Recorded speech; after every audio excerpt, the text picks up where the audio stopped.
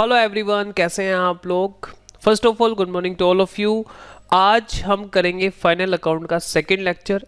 इससे पहले मैं आप लोगों को एक इम्पोर्टेंट बात बता देता हूं कि अगर कोई भी स्टूडेंट हमारे चैनल पर आता है और चैप्टर करना शुरू करता है बीकॉम फर्स्ट ईयर का, तो आप सबसे पहले अकाउंट्स खजाना की प्लेलिस्ट में जाइए। उस चैप्टर से रिलेटेड जितनी भी वीडियोस अभी तक हमने अपलोड की हैं उस प्लेलिस्ट में सारी वीडियोस एक ही जगह पर आपको मिल जाएंगी, क्योंकि किसी भी चैप्टर को अच्छे से समझने के लिए हमें सभी वीडियोस को सीक्वेंस में देखना होता है और पूरा देखना होता है, साथ साथ हमें प्रैक्टिस भी करनी होती है। ठीक है फ्रेंड्स, तो चलिए, अगर आप फाइनल अकाउंट का चैप्टर अच्छे से क्लियर करना चाहते हैं तो मेरे सर के ऊपर आपको एक आई बटन मिलेगा, या तो वहां पे आपको प्लेलिस्ट मिल जाएगी या अकाउंट्स खजाना में प्लेलिस्ट आपको नजर आएगा, वहां पर जाकर आपको फाइनल अकाउंट की सभी वीडियोस देखने को मिल जाएंगी। ठीक है, तो चलिए जल्दी से हम अपना सेकंड लेक्चर शुरू कर लेते हैं फाइनल अकाउंट का। और मुझे उम्मीद है कि जिन लोगों ने फर्स्ट वीडियो लेक्चर देखा था उनको पसंद भी आया होगा। ठीक है, अगर कोई स्टूडेंट ये वीडियो लेक्चर फर्स्ट टाइम देख रहा है तो रिक्वेस्ट आपसे यही है कि पहले फर्स्ट लेक्चर देखिए, तभी आपके कॉन्सेप्ट सारे अच्छे से क्लियर होंगे। ठीक है, अब बात ये आती है कि इस चैप्टर में हमें कम से कम वीडियोस में इस चैप्टर को पूरा कवर करना है, ताकि हमारा एग्जाम में कोई भी कॉन्सेप्ट, एग्जाम के लिए जो भी इंपॉर्टेंट कॉन्सेप्ट्स है वो ना छूटे। ठीक है, उसके लिए क्या करना होगा, उसके लिए हमें हर एक कॉन्सेप्ट को डीपली अंडरस्टैंड करना होगा। अगर हमने चीज़ों को बेसिक कॉन्सेप्ट से समझ लिया तो हमारे आगे के जो कॉन्सेप्ट्स होंगे, बड़े सारे कॉन्सेप्ट ऑटोमेटिकली क्लियर हो जाएंगे। ठीक है, तो इसलिए बिल्कुल बेस से समझाऊंगा। हो सकता है कई स्टूडेंट्स को थोड़ा सा बोर लगे, क्योंकि मैं जर्नल एंट्री से शुरू करूंगा, फिर आपको सेकंड स्टेप बताऊंगा लेजर, फिर उसके बाद ट्रायल। हालांकि मैं कोई बड़ा क्वेश्चन नहीं लेने वाला, तो टेंशन लेने की बात नहीं है। मैं छोटा सा क्वेश्चन लूंगा जिसमें मैं अपनी सारी बातें कवर कर लूंगा। ठीक है, और जो स्टूडेंट कहते हैं एडजस्टमेंट क्या होती हैं, तो उन लोगों का ये डाउट भी क्लियर हो जाएगा कि एडजस्टमेंट्स क्या होती हैं। ठीक है, और उनको कैसे करना होता है। क्लियर है बात। चलिए, तो जल्दी से हम अपने कॉन्सेप्ट को स्टार्ट करते हैं। चलो कर लेते हैं शुरू।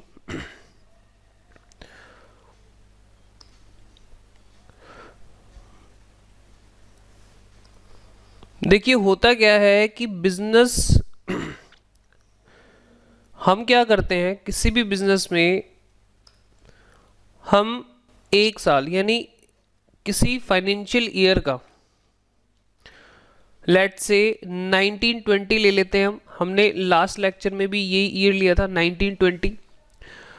तो सबसे पहला स्टेप जो काउंटिंग में किया जाता है वो क्या होता है, मैंने पहले ही बताया था। कुछ बच्चे हो सकता है बोर हो जाए, लेकिन चिंता मत करना, मैं आपको बोर नहीं होने दूंगा। आप वीडियो में एंड तक बने रहना, तो आपको कुछ ना कुछ अच्छा सीखने को जरूर मिलेगा। ठीक है सर, हमें भरोसा है आपके ऊपर, आप समझाओ। Thank you so much. चलिए,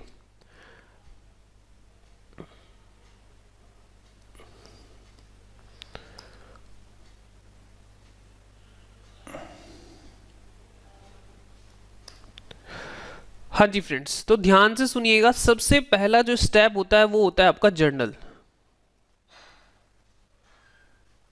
ठीक है, जहां पर आप ट्रांजैक्शन को डे बाय डे रिकॉर्ड करते हैं, जर्नल। ठीक है, जिसमें जर्नल एंट्रीज आप पास करते हैं। उसके बाद होता है लेजर्स। उसके बाद ट्रायल बैलेंस, और फिर बनते हैं हमारे फाइनेंशियल स्टेटमेंट यानी फाइनल अकाउंट्स।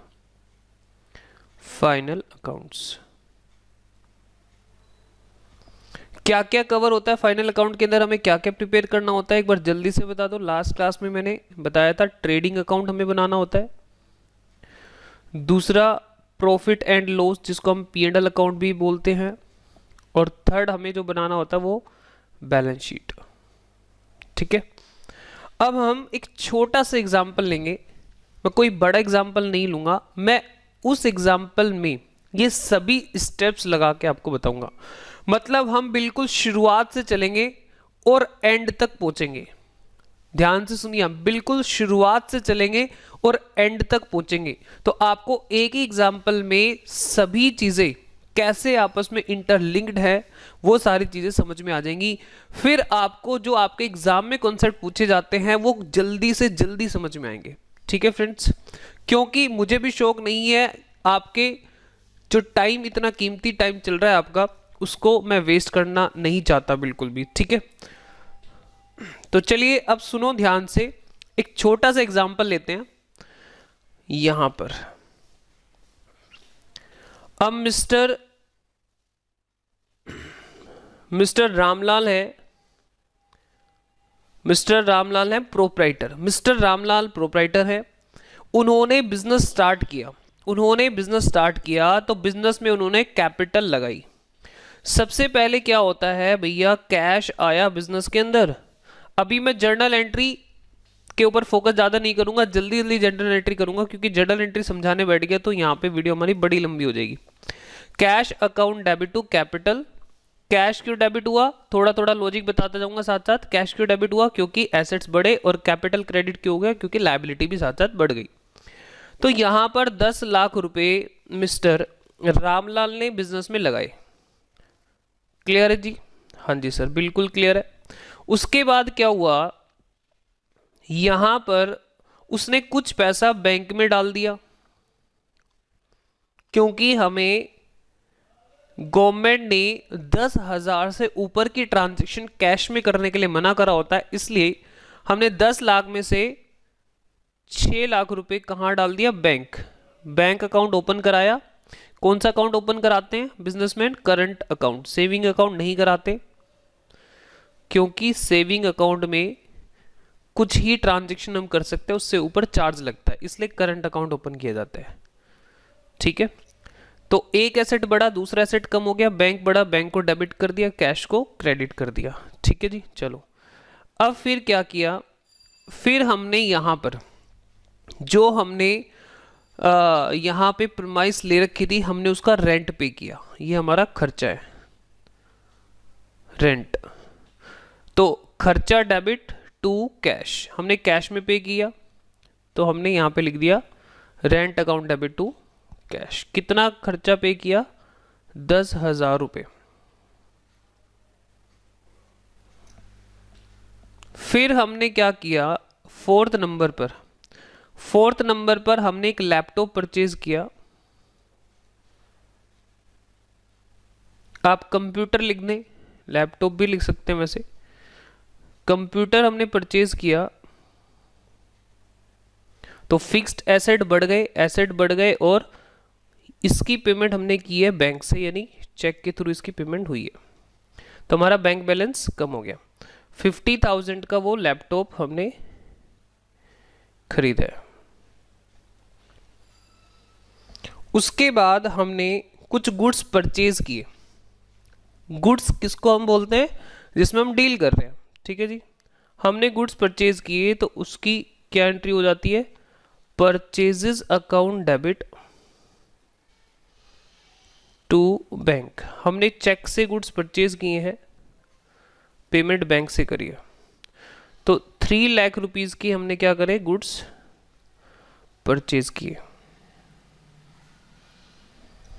ठीक है जी, उसके बाद यहां पर 6 नंबर पर हमने फ्रेट पे किया। गुड्स को परचेज करने में जो खर्चा हुआ, लाने का जो खर्चा हुआ, ठीक है, टू कैश में पे किया। ट्रक वाले भैया तो चेक लेते नहीं है, तो हमने उनको क्या कर दिया, कैश में पेमेंट कर दी 5,000 रुपए। ठीक है, हाँ जी सर। फिर उसके बाद यहां पे इन गुड्स को हमने सेल किया, 7th नंबर एंट्री।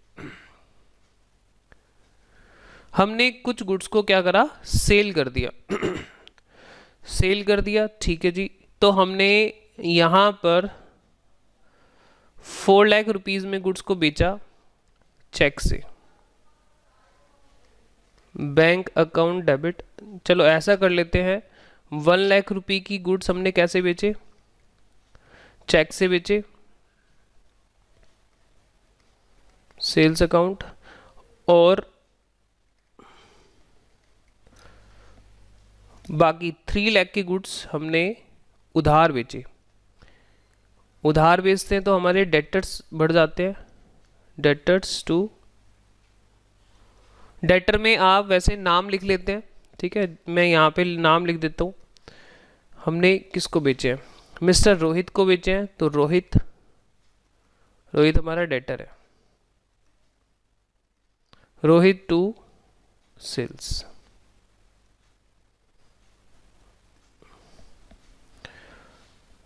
₹3,00,000।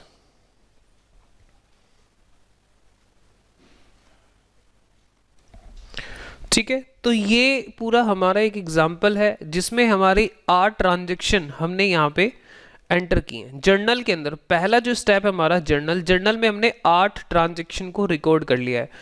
ठीक है, ये हमारी ट्रांजेक्शन्स है। अब हम मिस्टर रामलाल का, सपोज करो उसने क्या किया उसने यहाँ पर हमें बोला कि भाई साहब आप मुझे एक महीने के मेरे फाइनल अकाउंट बना के बता दीजिए कि मुझे प्रॉफिट हो रहा है लॉस हो रहा है। ठीक है, सिर्फ 1 महीने। तो 1 महीने में जो उसने काम किया वो हमने यहाँ पर रिकॉर्ड कर लिया। जब आप लोग 1 महीने का कंप्यूट करना सीख गए प्रॉफिट, तो आप 1 साल का भी निकाल सकते हैं। ठीक है, तो यहाँ पर ये उसने काम किया। सबसे पहले बिजनेस में पैसा लगाया, कुछ उसने बैंक में डाल दिया, फिर उसने कुछ रेंट पे किया, एक फिक्स एसेट उसने परचेज किया, उसने गुड्स खरीदा 3 लाख रुपए का, गुड्स लाने में खर्चा हुआ, फिर उसने गुड्स बेचा, कैश में बेचा और उधार बेचा। ठीक है, तो यहाँ तक का हमारा ये काम है। अब सुनो, अब सेकंड स्टेप इसमें क्या होगा, अब हम बनाएंगे लेजर। ठीक है, लेजर प्रिपरेशन, सेकंड जो स्टेप होगा वो लेजर प्रिपरेशन का होगा। ये अकाउंट के फॉर्मेट ऑलरेडी मेरे पास बने हुए हैं, तो यहाँ पर हम लेजर प्रिपेयर कर देंगे फटाफट से, जल्दी जल्दी। थोड़ा कैश का हम थोड़ा बड़ा बना लेंगे, कैश का थोड़ा बड़ा बनाएंगे। और ठीक है, अब सुनो, सबसे पहले लेजर कैसे बनाने होते हैं, बिल्कुल सिंपल तरीका है। क्या होता है, सबसे पहले क्या होता है, कैश ऑलरेडी आप लोगों को पहले से ही आते हैं, कोई बात नहीं, बस जल्दी जल्दी से एक बार आंसर कर दो। हाँ जी, सबसे पहले क्या हो गया, कैश अकाउंट। सर ये क्यों समझा रहे हो, हमें फाइनल अकाउंट पढ़ाओ ना भाई, यहीं से तो मेन चीज आपको समझ में आनी है। ठीक है, इसलिए मैं बिल्कुल बेसिक से चल रहा हूं, ताकि मेरे जो कॉन्सेप्ट में आगे आपको डीप कॉन्सेप्ट समझाऊंगा, तो आपको ये चीजें पहले से क्लियर होंगी, तो आपको सभी चीजें बिल्कुल जल्दी जल्दी समझ में आ जाएंगी। ठीक है, आगे का काम आसान रहे इसलिए हमें थोड़ा सा डीप में जाना पड़ रहा है। और मैंने आपको पहले ही बोला था, हो सकता है कुछ स्टूडेंट यहाँ पे बोर हो जाए, कोई बात नहीं, आपको अगर ये स्टेप्स आते हैं तो थोड़ा सा वीडियो को फास्ट कर लेना। ठीक है, यहाँ पर चलो, कैश अकाउंट देखो कैसे बनाना होता है फटाफट से। कैश में यहाँ पे क्या आ जाएगा, कैपिटल, हाँ जी, कैपिटल अकाउंट, यहाँ पे हो गया आपका 10 लाख रुपीज। कैश अकाउंट में पोस्टिंग हमने कर ली। कैपिटल अकाउंट में क्या आएगा, बाई कैश 10 लाख रुपए, 10 लाख रुपीज। टू और बाई का फैशन खत्म हो गया है, आप चाहें तो टू और बाई ना भी लगाएं तो भी चल जाएगा। फिर यहाँ पे है बैंक अकाउंट, बैंक अकाउंट को डेबिट करना है 6 लाख रुपए से, तो हम यहाँ पे लिखेंगे टू कैश 6 लाख रुपीस। उसके बाद यहाँ पे हमें कैश को करना है क्रेडिट, तो हम क्या लिखेंगे, बाई बैंक 6 लाख रुपीस। फिर उसके बाद है रेंट अकाउंट, यहाँ पे रेंट अकाउंट का एक फॉर्मेट हम बना लेते हैं, रेंट अकाउंट, हाँ जी, क्या लिखेंगे, रेंट अकाउंट को डेबिट करना है, रेंट टू कैश 10,000। फिर हम पोस्टिंग करेंगे कहाँ पर, कैश अकाउंट के अंदर, कैश अकाउंट के अंदर क्या कर देंगे, बाई रेंट। ठीक है, अब मैं फटाफट से थोड़ा स्पीड में काम कर दूंगा, ये सारे लेजर थोड़ा स्पीड में प्रिपेयर कर दूंगा, नहीं तो टाइम बड़ा सारा लग जाएगा इसमें। ठीक है, तो चलिए जल्दी से मैं स्पीड में प्रिपेयर करता हूँ। हाँ जी फ्रेंड्स, तो देखिए सबसे पहले मैं आपको जूम आउट करके दिखा देता हूँ। फर्स्ट स्टेप हमने पूरा कर लिया है। फर्स्ट स्टेप में हमने जर्नल एंट्री पास की है, फिर हमने लेजर प्रिपेयर करे हैं। जितने भी हमारे अकाउंट यहाँ पे ओपन हुए हैं वो सभी के हमने यहाँ पर लेजर प्रिपेयर कर लिए हैं। ठीक है, तो इसका मतलब बिल्कुल साफ साफ होता है कि जिसकी जर्नल एंट्री पास हुई है केवल उसी के खाते खुलेंगे। ठीक है जी, बिल्कुल सिंपल है। अब बात ये आती है कि यहाँ पे मैंने सभी लेजर को क्लोज कर दिया है, सभी अकाउंट्स को मैंने बंद कर दिया है और बैलेंस सीडी भी निकाल लिए हैं। ठीक है, कंप्यूट कर लिए हैं। अब आप यहाँ पर फटाफट से देखो कैश अकाउंट में कौन सा बैलेंस आ रहा है, मुझे ध्यान से बताओ कैश अकाउंट में ये डेबिट बैलेंस है या क्रेडिट बैलेंस है, ध्यान से बताओ।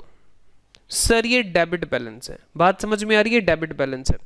क्रेडिट साइड पर जो बैलेंस आपको दिखाई दे वो हमेशा डेबिट बैलेंस होगा और जो डेबिट साइड पर बैलेंस आपको दिखाई दे वो हमेशा क्रेडिट बैलेंस होगा। सर ऐसा कैसे, आप मुझे बताओ। डेबिट साइड बड़ी होने की वजह से ही तो बैलेंस क्रेडिट पर आया है।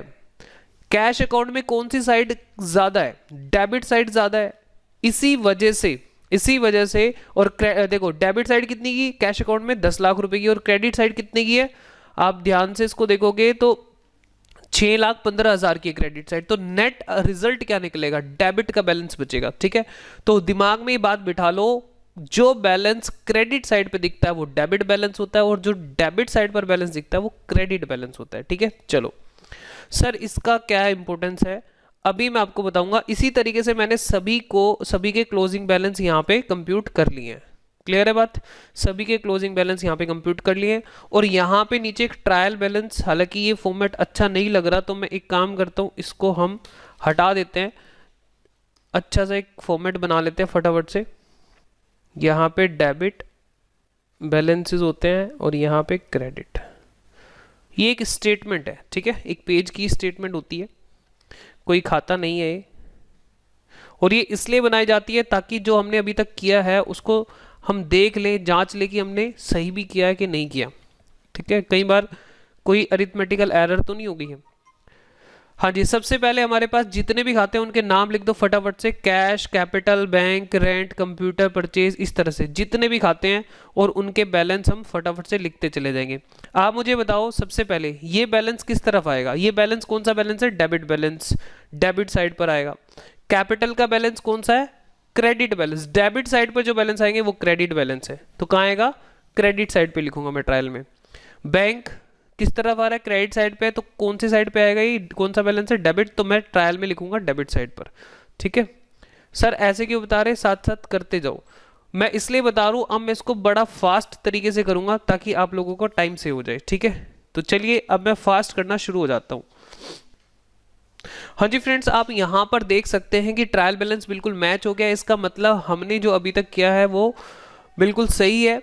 लेकिन मैं आपको एक बात बता दूं कि ट्रायल बैलेंस मैच होने का ये बिल्कुल मतलब नहीं है कि आप ये बिल्कुल सही हो चुका है, अब कोई गलती बची ही नहीं है। ठीक है, ये कुछ ही गलतियों को पकड़ पाता है। अगर आपकी एरर इस तरह की है कि आप कंप्लीट एंट्री ही भूल गए हैं तो भी ये मैच हो जाएगा, तो भी ये मैच हो जाएगा। ठीक है, तो अगर हम ट्रायल बैलेंस ना बनाएं तो उससे हमारे गलती के चांसेस ज्यादा रहते हैं। इसलिए ट्रायल बैलेंस बना लेने से हमें ये थोड़ा एश्योरेंस मिल जाता है कि हमारी गलतियां तो नो डाउट अभी भी हो सकती हैं, कुछ एंट्री छूट गई हो, इस तरह की कुछ गलतियां अभी भी हो सकती हैं, लेकिन हाँ अरिथमेटिकल एरर जो कि यहाँ पे जिस तरह की हो जाती है कई बार, वो नहीं है यहाँ पर। ठीक है, तो चलिए अब बात करते हैं, एक बार मैं जूम आउट करके आपको पूरा दिखा देता हूँ क्वेश्चन।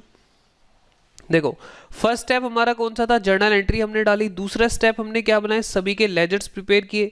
फिर हमने यहाँ पर सभी अकाउंट को यहाँ पे ट्रायल बैलेंस में रखा और दोनों साइड का ट्रायल बैलेंस मैच हो गया। ठीक है, तो एग्जाम में आपके पास जो क्वेश्चन आता है वो आपको ट्रायल गिवन होता है। एग्जाम में जो आपके पास क्वेश्चन आएगा वो ट्रायल आएगा। अब बात ही आती है, अब मैं थोड़ा सा आगे बढ़ रहा हूं क्योंकि आगे का जो स्टेप हमारा है वो है फाइनल अकाउंट प्रिपरेशन। ठीक है, अब हम फाइनल अकाउंट यहां से प्रिपेयर करने जा रहे हैं। तो अब मैं आपको समझाने जा रहा हूं कि एडजस्टमेंट क्या होती हैं। अब बात ये ध्यान से सुनेंगे कि कुछ जर्नल एंट्री, कुछ एडजस्टमेंट एंट्री, ठीक है, जिनको हमें क्लोजिंग पर 31 मार्च को, अगर हम एक साल की बात करें या महीने की बात करें तो एंड पर, उस महीने के एंड पर डालना था, जिनको हम बोलते हैं क्लोजिंग एंट्रीज, वो हमने शायद ना पास की हो। ठीक है, वो हम भूल गए हो। ठीक है, जैसे डेप्रीशिएशन हमें लगाना चाहिए था फिक्स्ड एसेट पर और वो एंट्री हमसे छूट गई। अक्सर ये एंट्री छूट जाती है क्योंकि फिक्स्ड एसेट पर जो डेप्रीशिएशन लगता है हमारा कैश नहीं जाता, तो अक्सर अकाउंटेंट ये एंट्रीज भूल जाते हैं, ठीक है। अब मान लो ये एंट्री हमें बाद में पता लगी, तो अब हम क्या करें, क्या हम सभी चीजें यहां जर्नल एंट्री पास करें, फिर उसके बाद उसका खाता खोलें, ठीक है, और उसके बाद ट्रायल में आए? बेटर क्या होगा, बेटर ये रहेगा कि आप यहां पर ही लिख दो, ट्रायल के नीचे, आप ट्रायल बैलेंस के नीचे ही लिख दो कि डेप्रीशिएशन टू बी चार्ज्ड, ठीक है। डेप्रीशिएशन यहां पे जैसे हम लिख देते हैं, हमें एक गलती पता लगी कि भाई हमारा डेप्रीशिएशन नहीं लगा, कंप्यूटर था हमारे पास, तो हम यहां पर लिख देते हैं डेप्रीशिएशन टू बी चार्ज्ड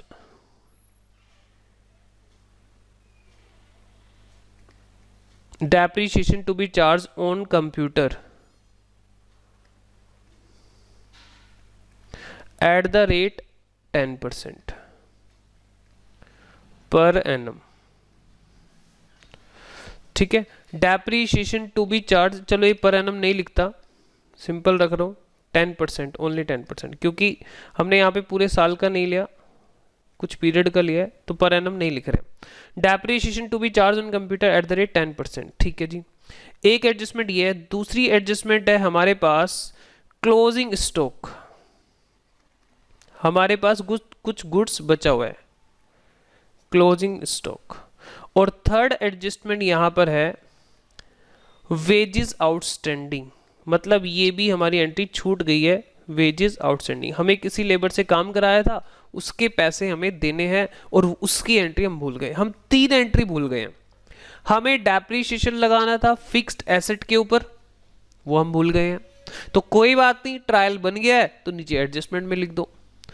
आप क्लोजिंग स्टॉक की वैल्यू आपने जो निकाली, ठीक है, अब इसके अंदर मैं क्लोजिंग स्टॉक की जो वैल्यू रखता हूं वो रख लेता हूं 50,000, 50,000। हमारे पास क्लोजिंग स्टॉक है 50,000 का, इसको भी हमें एडजस्ट करना पड़ता है। क्लोजिंग स्टॉक की जो एंट्री होती है वो होती है closing stock account debit to purchases या ट्रेडिंग अकाउंट, ठीक है, ये भी एक एडजस्टमेंट एंट्री होती है, इसको भी समझाऊंगा मैं, क्लोजिंग स्टॉक को समझाऊंगा।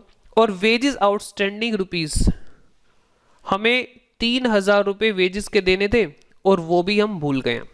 क्या एंट्री होती है वेजेस आउटस्टैंडिंग की, wages account debit to wages outstanding. तो दिक्कत क्या है, कोई परेशानी नहीं है, आप अगर कोई एंट्री भूल गए हैं तो एडजस्टमेंट में लिख दीजिए। तो एडजस्टमेंट कुछ भी नहीं है आपकी, सिर्फ जर्नल एंट्री है, ठीक है, सिर्फ जर्नल एंट्री है। तो आप क्या करेंगे, आप यहां पे अब हम क्या करना शुरू करेंगे, अब हम यहां से बनाएंगे फाइनल अकाउंट, ठीक है। ये हमारे पास हो गया ट्रायल बैलेंस और ये हमारे पास होगी एडजस्टमेंट, ठीक है। तो हमारे पास जो एग्जाम में क्वेश्चन आता है वो यहां से आता है, इस तरह से हमारे पास क्वेश्चन आता है, यानी पहले 2 स्टेप हमसे नहीं पूछे जाते। ये तो मैंने आपको जो बेसिक फंडा है उसको क्लियर करने के लिए कराए हैं, ठीक है जी।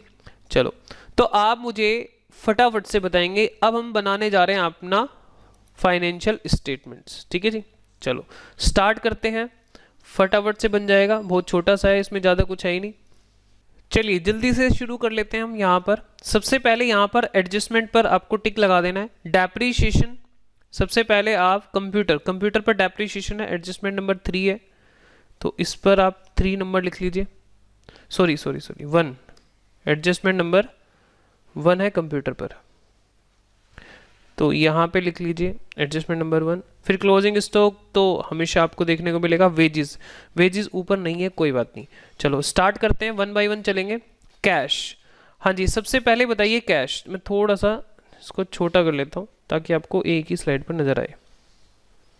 हाँ जी, सबसे पहले ट्रायल में सबसे पहली आइटम आ रही है कैश। कैश कहाँ जाना चाहिए, कैश जाना चाहिए बैलेंस शीट में, तो फटाफट से हम यहाँ पे क्या लिख देते हैं, कैश 3,85,000 हो गया। कैपिटल हमारी लायबिलिटी होती है टूवर्ड्स ओनर, इंटरनल लायबिलिटी, मालिक को पैसे देने होते हैं बिजनेस को, 10 लाख रुपीस। फिर उसके बाद बैंक हमारा करंट एसेट होता है, बैंक हमारे पास आ जाएगा यहाँ पर, कितना है 350। उसके बाद है रेंट, हाँ जी मुझे बताइए रेंट, अब रेंट कहाँ आना चाहिए, रेंट आपका ट्रेडिंग अकाउंट में आना चाहिए या P&L अकाउंट में आना चाहिए, रेंट आएगा हमारा पी एंड एल अकाउंट में, ठीक है, रेंट आएगा हमारा पी एंड एल अकाउंट में, इनडायरेक्ट एक्सपेंस होता है 10,000 रुपये। उसके बाद कंप्यूटर, अब कंप्यूटर के ऊपर एडजस्टमेंट है, इस पे नंबर लिखा हुआ है तो इसका मतलब एडजस्टमेंट है, तो इसको इनर कॉलम में आप रखेंगे, इनर कॉलम में, इसको हम बाद में देखेंगे, ठीक है, कि इस पे कुछ प्लस माइनस होगा। Purchases 3 lakh rupees. हाँ जी, सबसे पहले यहाँ पे क्या होता था, ओपनिंग स्टॉक होता था, हालांकि इस क्वेश्चन में ओपनिंग स्टॉक नहीं होगा, क्यों, क्योंकि नया बिजनेस शुरू हुआ इस साल, तो पिछले साल का माल कुछ भी नहीं बचा हुआ। यहाँ पे क्या होगा, परचेजेस, कितना परचेजेस, कितना परचेज है, 3 लाख रुपीज़ का परचेज है, रिटर्न कोई है ही नहीं, तो यही हमारी नेट परचेज है। लाने में खर्चा कितना हुआ, फ्रेट इनवर्ड, फ्रेट कितना है 5,000 रुपीज़। उसके बाद सेल्स, सेल्स कितनी है, 4 लाख रुपए की सेल है, बाई सेल्स 4 लाख रुपीज़ की सेल है। और डेटर, डेटर हमारे एसेट हैं, बैलेंस शीट में चला जाएगा, हमारा एक ही डेटर हमने लिया था यहाँ पे रोहित, तो डेटर कितने हैं, डेटर हमारे हैं 3 लाख रुपए के, ठीक है जी। चलो अब हम क्या करेंगे उसके बाद, अब देखो यहाँ पर हमने इनको सिंगल सिंगल पोस्ट कर दिया, मतलब इसका एक ही इफेक्ट होता है। अब बात करते हैं यहाँ पर, ये एंट्री हमारी छूट गई है, तो कोई बात नहीं, छूट गई तो परेशानी वाली बात क्या है। आप अब एंट्री डाल लीजिए, इसकी एंट्री आप मुझे बताएंगे, डेप्रीशिएशन मशीन पर चार्ज करने की क्या एंट्री होती है। Depreciation on machine, sorry depreciation on computer हमारा एक खर्चा है टू कंप्यूटर। तो ये एंट्री क्या है, दो बातें बोल रही है।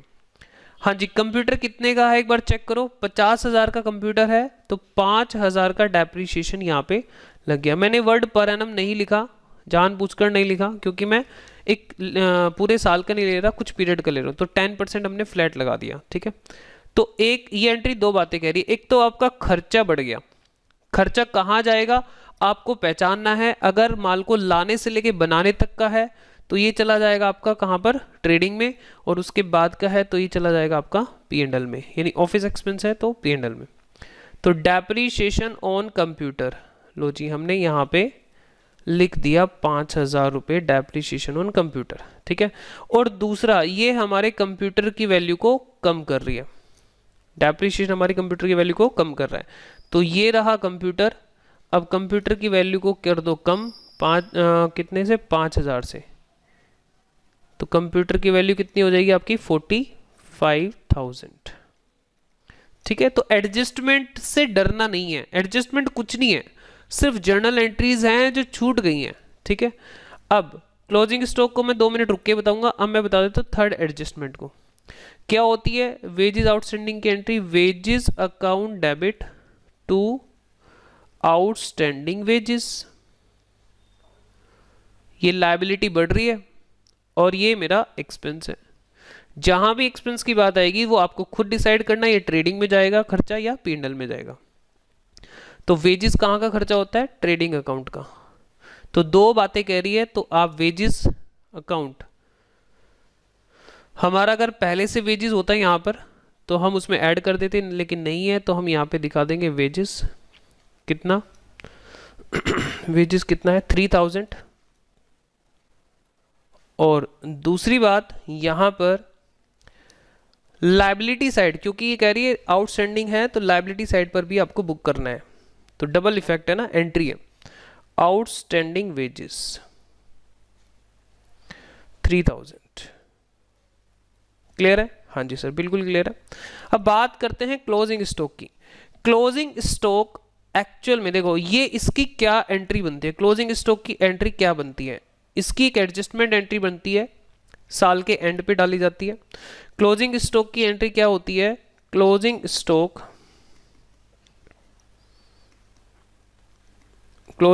अकाउंट डेबिट टू परचेजेस, यानी हमें परचेज को कम करना होता है, या फिर परचेज में से कम ना करके आप ट्रेडिंग अकाउंट में क्रेडिट साइड पर भी लिख सकते हैं।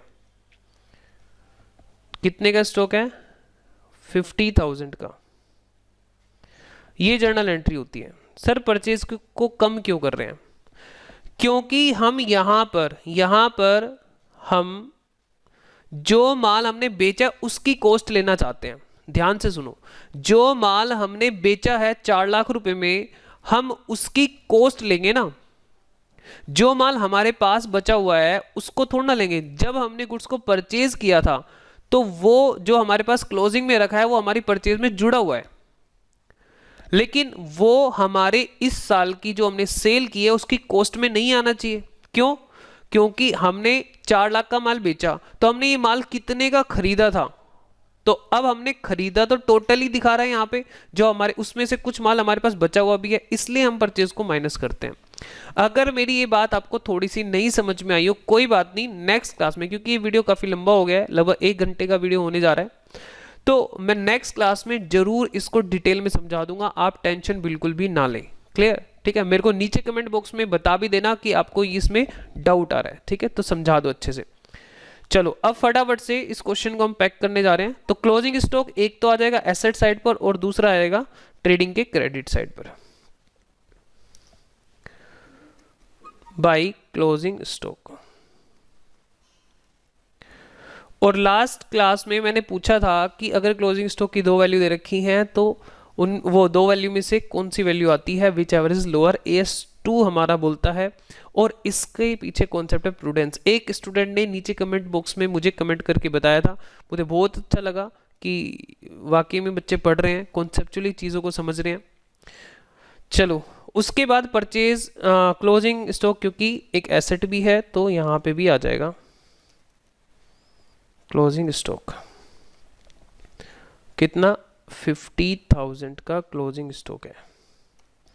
तो सर क्या ये जो डेप्रीशिएशन है, वेजेस आउटस्टैंडिंग है, क्लोजिंग स्टॉक है, क्या हमारे ट्रायल में भी आ सकते हैं? बिल्कुल आ सकते हैं, क्यों नहीं आ सकते? अगर हमने एडजस्टमेंट एंट्री पहले ही पास कर दी हो तो फिर वो अकाउंट ओपन हो जाएंगे, अकाउंट ओपन होंगे तो उनके बैलेंस आएंगे, बैलेंस आएंगे कहाँ चले जाएंगे? ट्रायल बैलेंस में। ठीक है, तो ऐसा कोई जरूरी नहीं है कि ये हमेशा एडजस्टमेंट में ही आएंगे, ये ट्रायल में भी आ सकते हैं अगर जर्नल एंट्री इनकी पास हो गई हो तो पहले।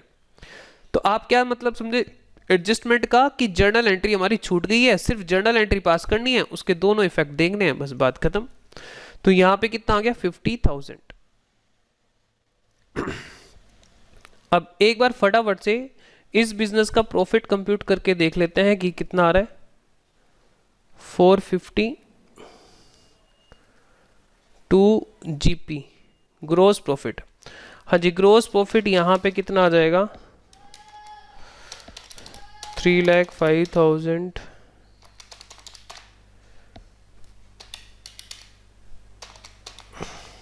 142 ग्रोस प्रॉफिट आ रहा है।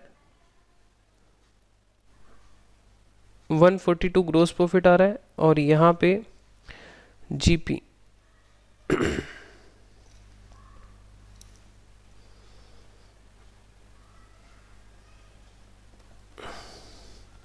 तो नेट प्रॉफिट कितना आ जाएगा? Net profit